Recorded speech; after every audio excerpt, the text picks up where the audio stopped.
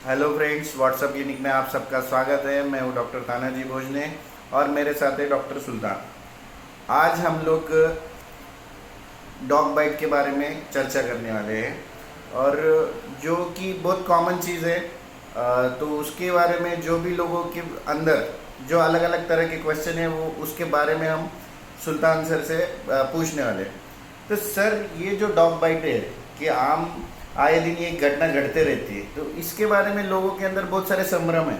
तो उनके कुछ सवाल है, तो आप उसके बारे में हमें बताओ कि ये डॉग बाइट होने के बाद क्या क्या करना चाहिए। तो पहले तो आप उसकी ग्रेड क्या है वो बताओ। देखिए, डॉग बाइट को बहुत सीरियसली हैंडल करना चाहिए क्योंकि इससे एक जानलेवा बीमारी हो सकती है जिसका नाम है रेबीज़।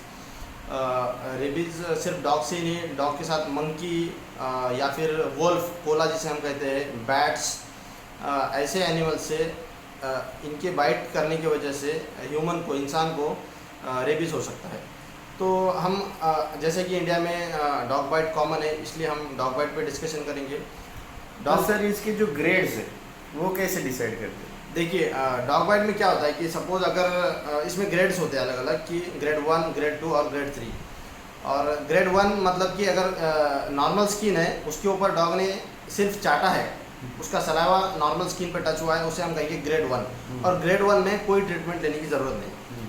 अब ग्रेड 2 के बारे में जानेंगे कि ब्रोकन स्किन है, वहाँ पर सलाइवा का टच हुआ है, जैसे कि स्किन में कई जख्म है, थोड़ा सा जख्म है, हाँ। जिसमें स्किन पे टच हुआ है सलाइवा डॉग का, उसे हम कहेंगे ग्रेड 3।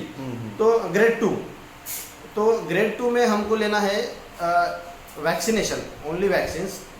तो वैक्सीन का शेड्यूल ऐसा है कि 0, 3rd, 7th and 28th day पर वैक्सीन दी जाती है।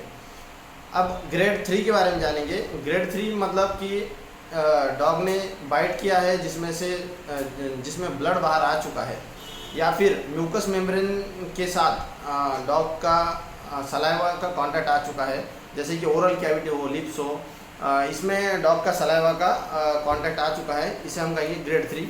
और अगर वो स्क्रैच भी है जिसमें से ब्लड बाहर आया है, उसे भी हम कहेंगे ग्रेड 3। तो ग्रेड सर, ये जो है इसमें कितने घंटों के अंदर कौन से इंजेक्शन लेने चाहिए और कितने घंटों के अंदर लेने? देखिए, ग्रेड 3 में वैक्सीनेशन भी ज़रूरी है और एंटी रेबीज सीरम लेना भी ज़रूरी है। तो vaccination as soon as possible start करना ज़रूरी है। वैक्सीनेशन किसी भी एंटी रेबीज वैक्सीन जो है तो किसी भी गवर्नमेंट सेटअप में इजीली और फ्रीली अवेलेबल होती है। तो जब डॉग बाइट होता है या फिर ग्रेड 2 या ग्रेड 3 बाइट रहता है, तो उसमें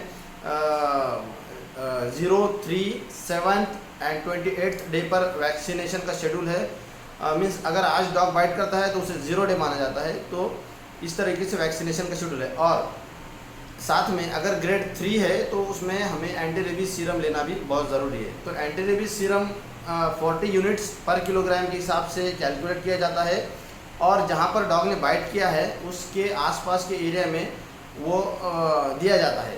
अब सपोज़ अगर डॉग ने अगर हाथ पर या फिर किसी जगह पर पैर पर बाइट किया है, तो जो डोज कैलकुलेट किया है उस ज़ख़म में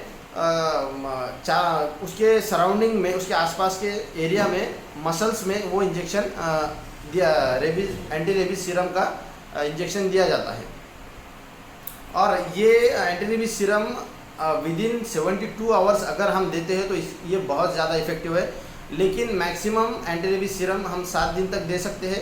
अगर 7 दिन से ज़्यादा लेट अगर होते हैं तो हम एंटी रेबीज़ का वैक्सीन देंगे, लेकिन हम एंटी रेबीज़ का सीरम नहीं देंगे। अच्छा। लेकिन एंटी रेबीज सीरम देने के पहले एक टेस्ट डोज दिया जाता है स्किन के नीचे अंडर में 0.1 ml का, जिसे देखकर हम उस एंटी रेबीज सीरम को कोई एलर्जिक रिएक्शन आती है या नहीं आती है, ये ऑब्जर्व किया जाता है। अगर जिस जगह पर टेस्ट डोज देकर उसकी स्वेलिंग, रेडनेस वहाँ पर अगर कुछ नहीं आती है तो उस इंसान को एलर्जिक रिएक्शन नहीं है, और उसे आधे 1 घंटा ऑब्जर्व करके उसके बाद में एंटी रेबीज सीरम दिया जाता है। अगर रिएक्शन आती है तो ऐसे इंसान में हमें ह्यूमन रेबीज इम्यूनोग्लोबुलिन देना पड़ता है, जो कि बहुत ही कॉस्टली जाता है। जो कि गवर्नमेंट सेटअप में अवेलेबल नहीं रहता है। तो सर ये जो वैक्सीन वगैरह है वो गवर्नमेंट सेटअप में भी मिलते हैं, प्राइवेट में भी मिलते हैं, और ये जो सवाल है कि अभी जिनके घर में पेट डॉग है वो लोगों ने क्या प्रिकॉशन लेने? देखिए, पेट डॉग जिसके भी घर में है उन्होंने उसे एंटी रेबीज वैक्सीनेशन कंप्लीट करना चाहिए। तो इससे रेबीज होने का धोखा बहुत ज़्यादा हद तक कम हो जाता है। तो थैंक यू सर, आपका डॉग बाइट के बारे में आपने हमें इंफॉर्मेशन दी। तो आप लोगों से भी मेरा रिक्वेस्ट है कि आप लोगों की जो भी सवाल होंगे वो कमेंट में डालिए। हमारा व्हाट्सएप क्लिनिक एक वर्चुअल क्लिनिक है, इसमें आप जो भी कंसल्टेंट डॉक्टर है वे अलग अलग फील्ड के, वो आपसे वर्चुअली कांटेक्ट करेंगे।